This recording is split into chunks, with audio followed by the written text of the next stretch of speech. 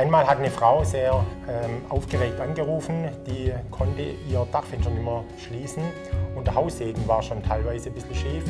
Sie hat beim Putzen des Dachfensters ein kleines Riegelchen verschoben, wusste das natürlich nicht und hat dann versucht, dieses Dachfenster zu schließen. Der Mann kam dazu, beide haben es nicht geschafft.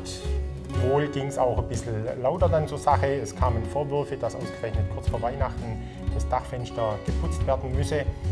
Und die Frau hat eben sehr aufgeregt bei uns angerufen und ich konnte dann mit 2, 3, 4 beruhigenden Sätzen dann soweit die sachliche Ebene herbeiführen, dass ich herausgefunden habe, dass dieses Häkchen verdreht war und konnte dann über Telefon helfen, dass der Haussegen wieder zu Weihnachten gerade gerückt war und dass die Kunden das Dachfenster schließen haben.